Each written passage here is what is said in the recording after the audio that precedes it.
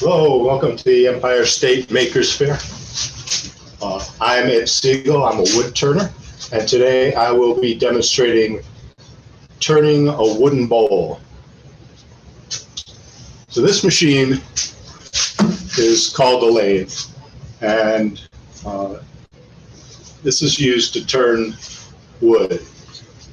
So in most woodworking, the wood stays stationary and the tool moves. So if you're using chisels, you're pushing the chisel, or saws, you're moving the saw.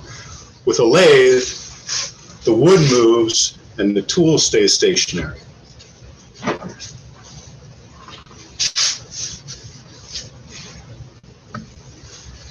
So today I've mounted a piece of maple, and we're going to turn a bowl out of this. So this is going to be the bottom of the bowl, and I'm going to turn the outside first. So the first thing I'm going to do is get this round. Very important. I normally wear a full face shield when I'm turning for protection, but if I do, you won't be able to hear me. So today I'm just going to wear some extra safety glasses.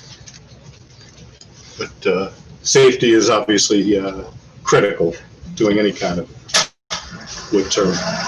So I'm going to crank this up to about 1,000 RPM. The block is spinning, and I'm going to take a very sharp tool. It's called a bowl gouge, and I'm just going to make sure that this is round.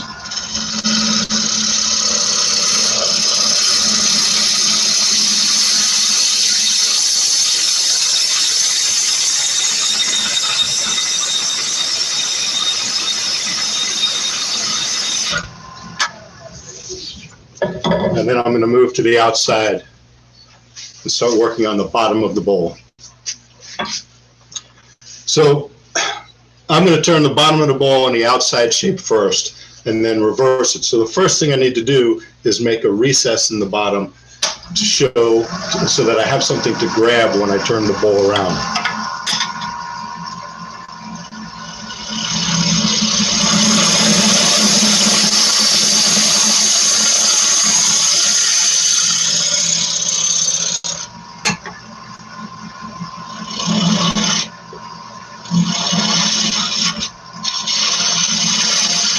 Just a little foot I'm going to put on the bottom, deep enough so that I can grab it with the chuck when I turn the bowl.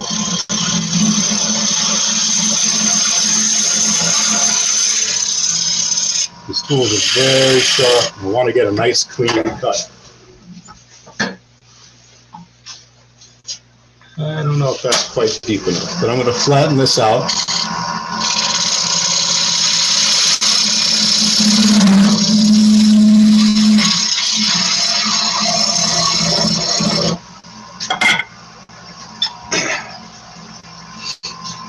Tool rest a little.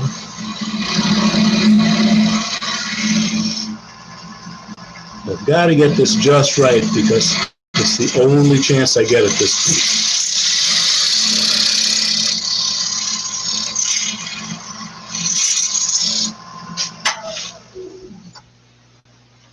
That's pretty good. Got a little deeper here.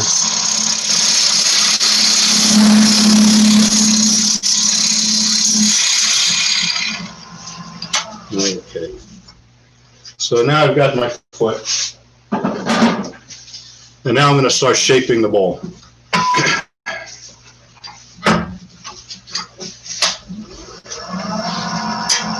And we'll come in from the side, because I want to make sure that I'm pushing the fibers of the wood in the right direction, tear them out.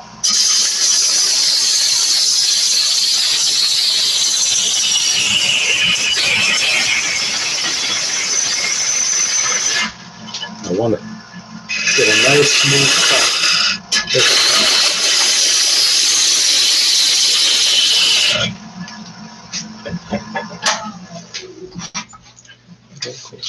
And this is the first time I get to see really what the wood will look like, because every tree is different, and Every grain of wood is different. I'm getting some interesting color in here.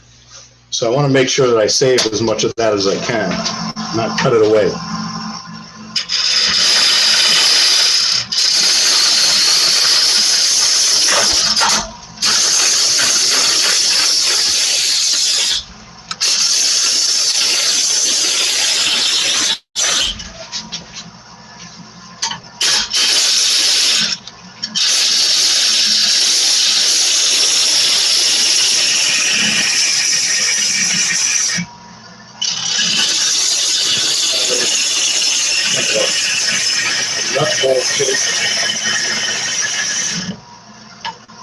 Well, one thing I like to do on my bowls is I like to create a little foot because it lifts it off the table a little bit. So I'm going to come in a little deeper here so that when it's sitting on the table, it doesn't look very heavy. And then I'll come back out. That's good.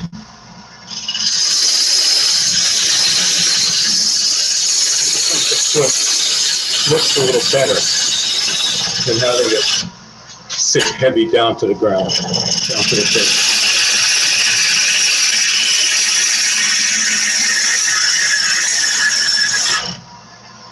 Okay,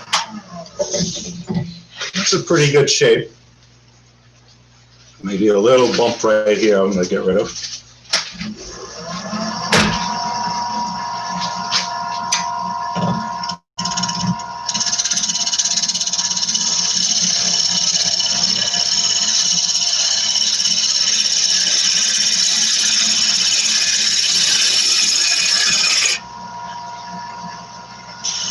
I'm going to take a nice light cut just to smooth it out. Actually, I'm going to crank it up. It's getting a little smaller and it's balanced, so I can turn the speed up a little more. And that'll give me a nice, clean cut. I don't have to do too much sanding.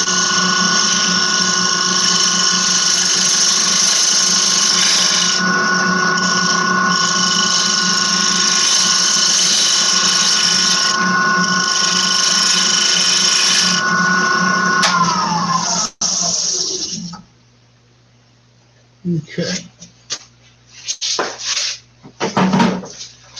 I do want to sand it just a little bit because I don't really get another chance at it. Again, normally I would have a dust collector running. I'm not breathing a lot of the sawdust, but it makes a lot of noise, so you wouldn't be able to hear me.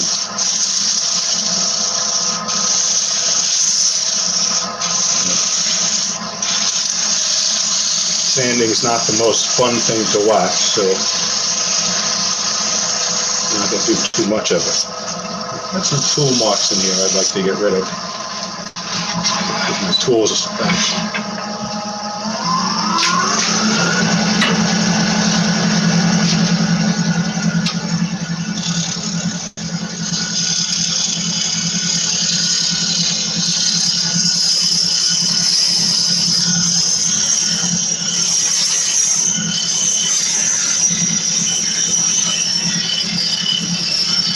Probably a better cut.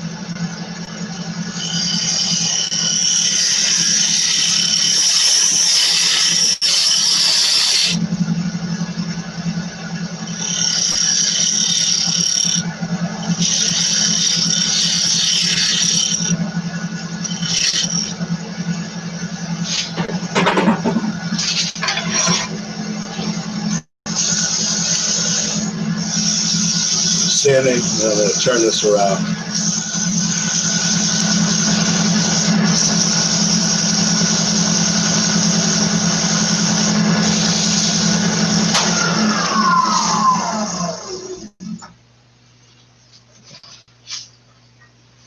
I still have a little line in there I'd like to get rid of.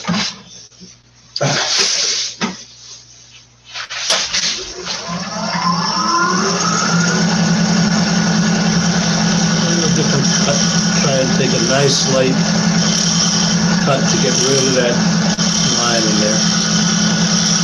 The smoothest cut I could get.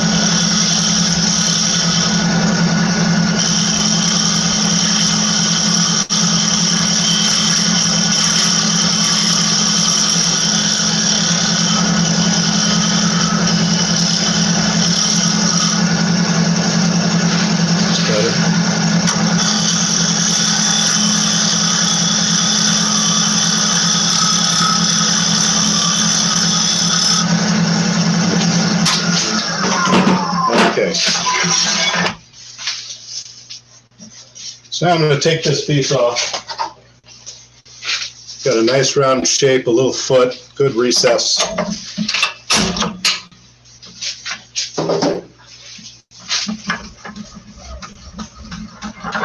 And right now I've got this screwed on using a faceplate. I'm just going to unscrew this.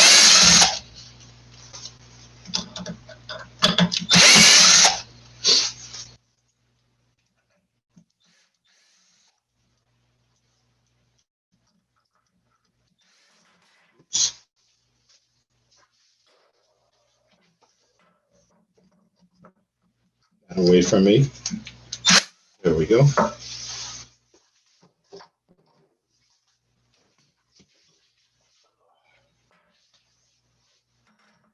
going to mount this using a 4-jar chuck into that recess that we just turned.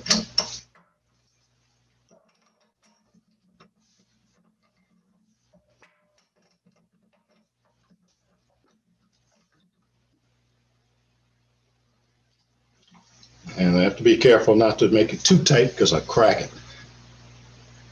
That should be good. Okay. I'm going to stand off to the side just in case this flies off. Usually it doesn't.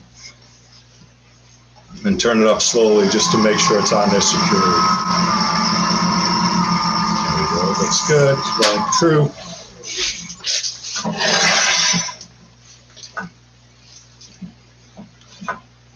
And now I'm just going to flatten what will be the top edge.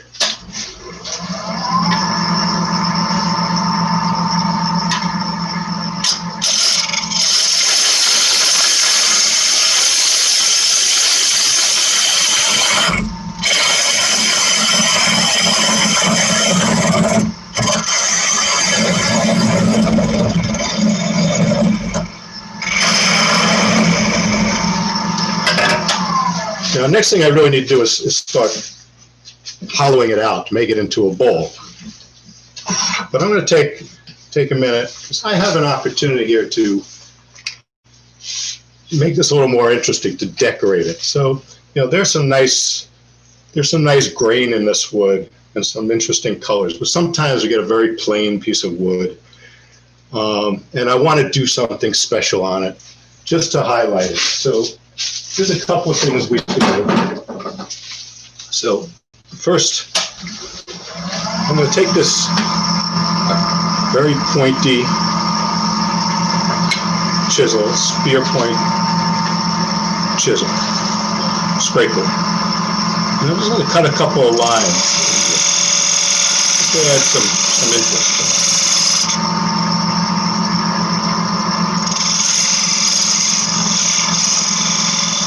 Now they look good, but they're a little hard to see because there's nothing really highlighting them. Okay. So I want to darken those lines, and the way I can do that, I could take a marker or paint and paint that, or I can take a piece of wire. This is guitar string wire or piano wire, with some handles on it for safety again. I can get the piece turning really fast and hold the wire in those grooves, and the friction will heat them up. You see the smoke coming off. Burn the lines. So now I have some nice decorative lines in here. Now I want to take this one step further. I want to change the color of that decoration. So again, I could paint it, or I could use markers. I could use a wood burning tool to burn that in there. But I'm going to use something natural. I don't like to color my woods with paint. This is another piece of wood from Africa called paduk.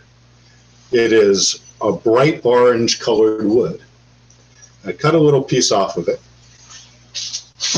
And if I rub this piece of wood against my bowl, it'll stain it, just like rolling in the grass. It's called burnishing. And it'll leave some of that orange color on the wood. So I have a natural orange band just to highlight my bowl. Just to add a little more interest to it.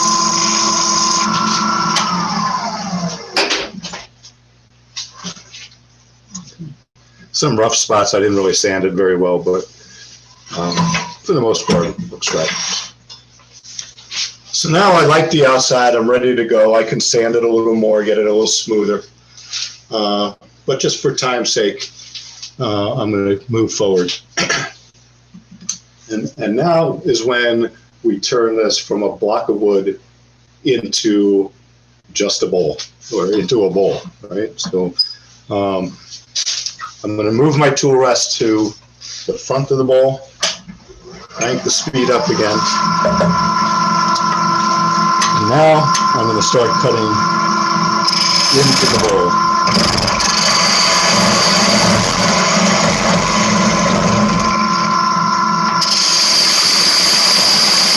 Each time cutting a little deeper and a little wider.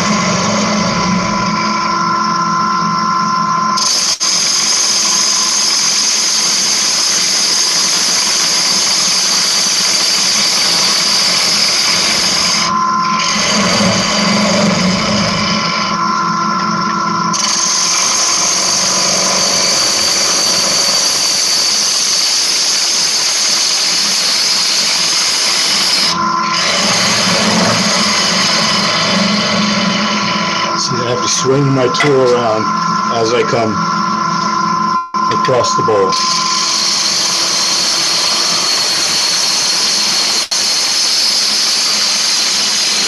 Nice long shape.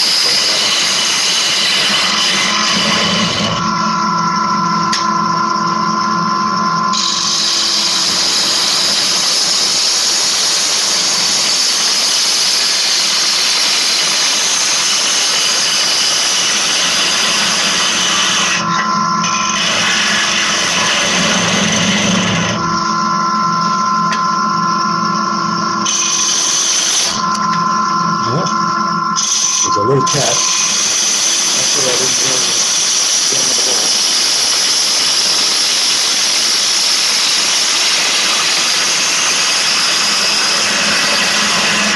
There's a couple of things I have to watch here.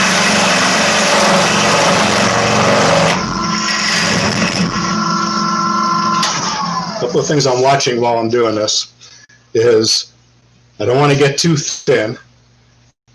I want it to be a nice, the inside to match the shape of the outside, but I don't want to get too deep. The bottom of the bowl, the foot, is lower, or the foot of the bowl is lower than the bottom of the bowl, because I left that foot there. So I can't go as deep as it looks on the outside. So I just have to be careful.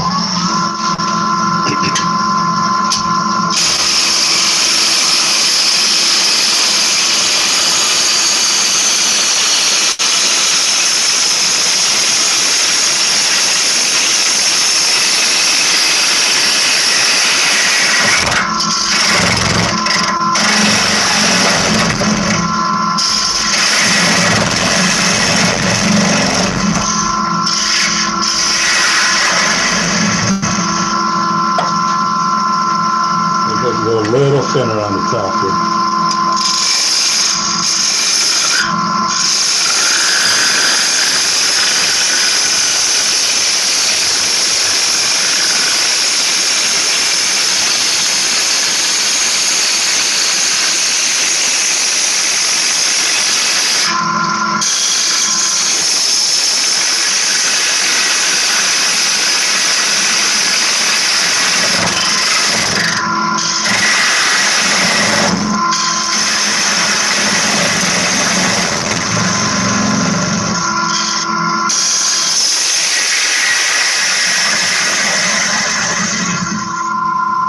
I think I'm getting very close to my final thickness. I'm going to use a pair of calipers. These are, they're called figure-8 calipers. And I can see that up here, I'm at a little over 1/8 of an inch thick. But when I come down here, I'm way thicker. There's much more room. So whatever this opening is how thick the wall is. So I can go deeper and thinner down here towards the bottom of the bowl.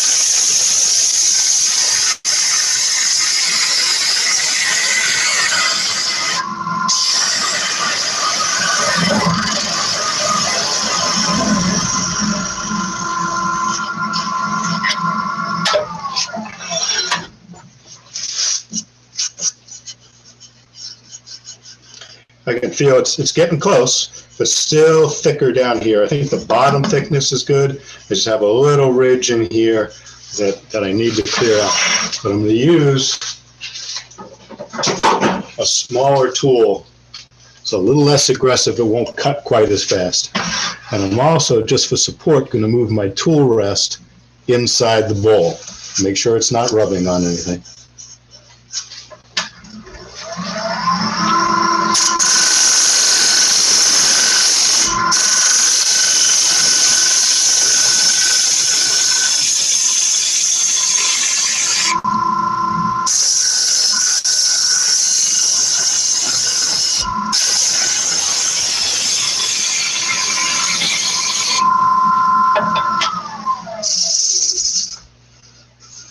Pretty good.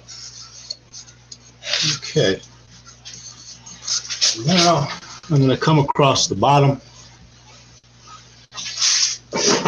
with another tool called a scraper, just to get the last final cut just the way I want it. And this tool lays flat and has a little burr on the end. It gives a nice clean cut if it's sharp. If it's not sharp, it'll just tear the wood.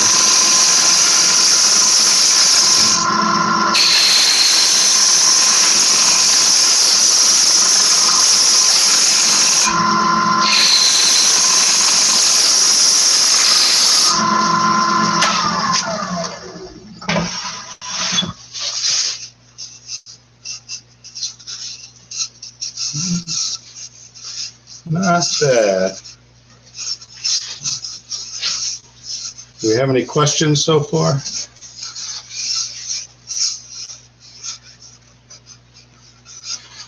All right, so I think we're ready to sand the inside.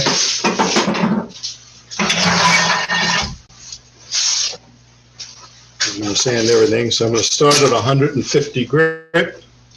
Turn my speed down a little bit.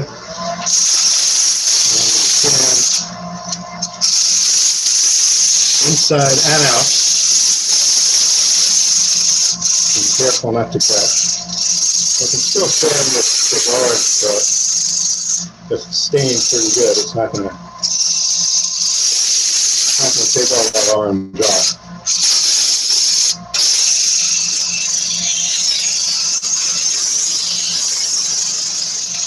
You don't get any tool marks off, and any ridges that might have come up, and any torn out wood where the fibers didn't cut cleanly. There's a little bit in there. I'm not going to go crazy on it today.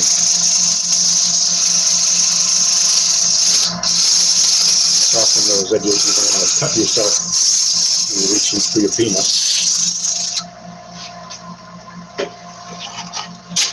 little 240 grit.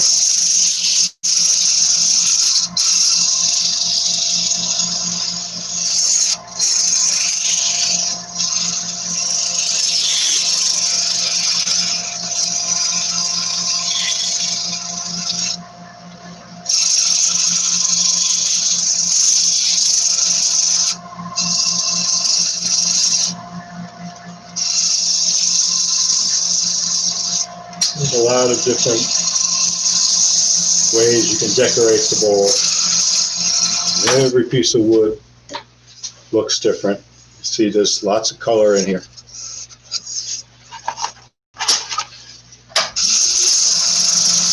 Sanding.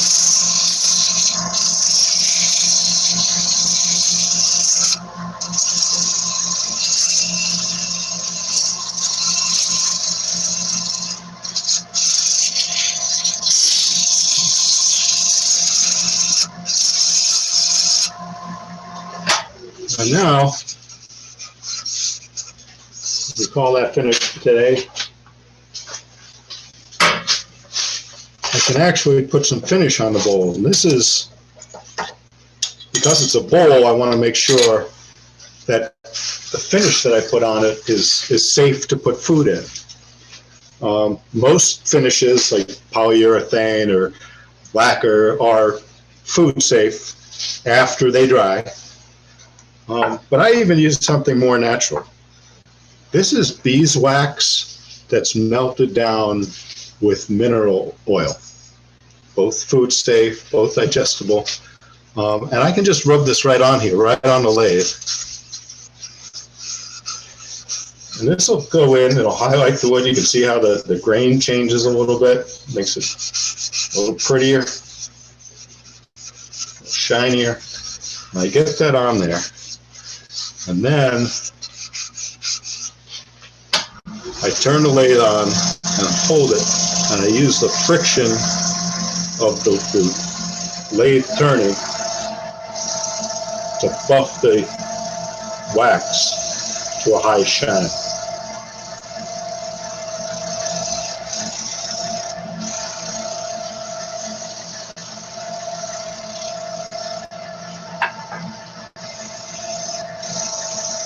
We have a question from Robert. What is your favorite wood to turn? My favorite wood to turn. My favorite wood to turn is wood that I find because it's free. I really like turning maple and cherry. This piece of maple is really nice. I think the wood that I really enjoy that I don't get very much anymore is mesquite from Texas. A lot of wood, when it's cut down and it's on the tree, has a lot of moisture in it. And when you turn it, it'll warp and turn oval. It'll crack as it dries. But mesquite is very stable. So when you turn it, you can turn it when it's wet, so it's easier to turn. But it's also stable, so it won't change shape as it gets as it dries. It won't crack. From YouTube, from Douglas, what are the basic tools I need besides the lathe, and when do I know it is time to change to a different tool? So the basic tools besides the lathe are the chisel. And you can see I have different size chisels. There are different shapes of chisels. I probably have 40 tools around my shop, different shapes and sizes. There's roughing gouges and skews, and they all make different kinds of cuts. I probably do 90% of my turning with 3 or 4 tools. I do a lot of bowls and hollow forms, So I use what's called a bowl gouge, the one that I was using earlier. It's a deep flute, long bevel tool. I can turn almost anything. Now, if I'm turning very small things, obviously I'm using much smaller tools. I have tiny little tools for tiny little turnings. When do you know when it's time to change tools? Well, they all make different cuts. You can see that they have different shapes on the ends. The angle of that bevel, the angle of that shape, and how it's ground to a different shape determines what kind of cut it makes. It also depends on how your wood is on the lathe. So for example, this piece was in the tree where the tree was growing this way. So this is this would be the side of the tree, which means the grain of the fibers in the wood are running this way. A lot of times we'll turn things like I turn this ice cream scoop where the fibers are running this way, so the top and bottom of the tree. I use different tools making this kind of cut than I do on this, so that the tool doesn't catch on the fibers as it's cutting.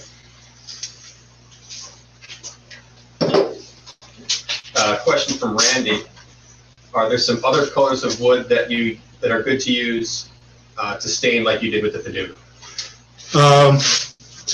For the burnishing, I've done it with Paduk, and I know that ebony works really well. I don't have any here right now, so I can't show you. But any wood that has a deep color and has a pretty oily base will stain the wood as it's burnishing.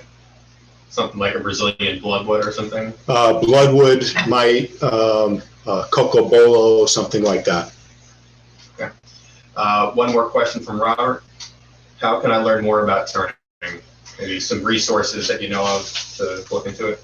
Yeah, so the American Association of Woodturners, AAW, it's at woodturners.org. Great resource. In New York State, there are local clubs in most regions. I'm a member of the Woodworkers of Central New York. I am actually the chairman of the Woodturning Special Interest Group. We love new members. A lot of our members will teach. People who are interested in trying it for the first time, we do workshops. There's also groups in the Finger Lake regions, in Buffalo, Long Island. I used to be a member of a group in the Hudson Valley when I lived down there. So find your local chapter. If you go to woodturner.org, AAW's website, you'll be able to search for and find a local chapter, get in contact with them. You can learn from YouTube. However, there's a lot of really good, safe instruction on YouTube, and there's a lot of questionable videos on YouTube. Wood turning is a great hobby.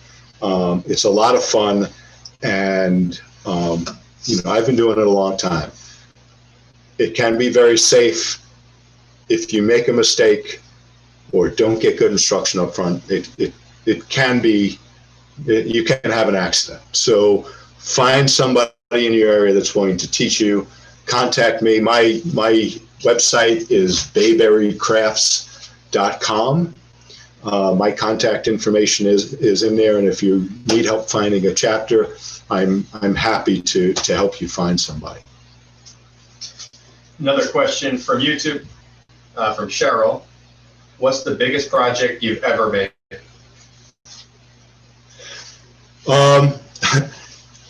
I don't typically turn very big. This lathe will handle up to 16 inches.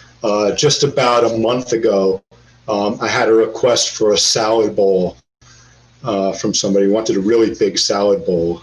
So I turned about a 14-inch. It was actually from the same tree that this piece came from.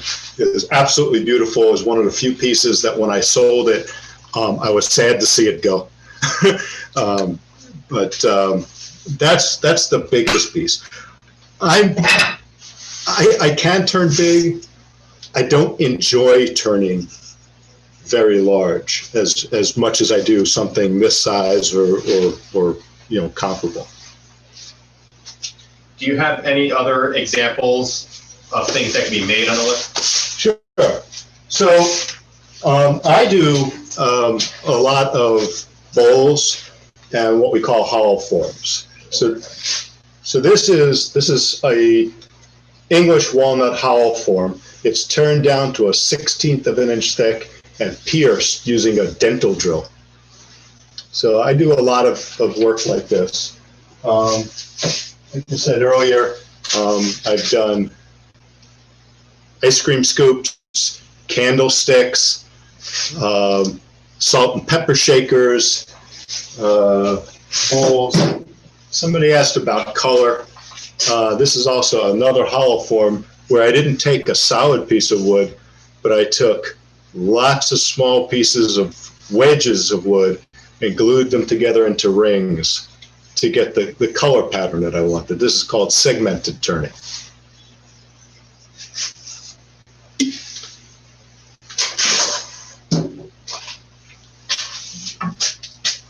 Any other questions?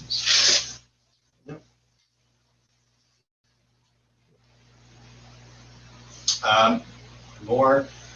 Are there any good ways to stop cracking in your final projects as they dry? There are. So, like I said, wood, when it's turned freshly off the tree, has a lot of moisture in it. So, as it dries, it'll move, it'll crack, potentially. This piece is actually fairly wet, and I'm not worried about it cracking because I've turned it thin to a very consistent wall thickness. I don't think I'm going to have any trouble with this cracking.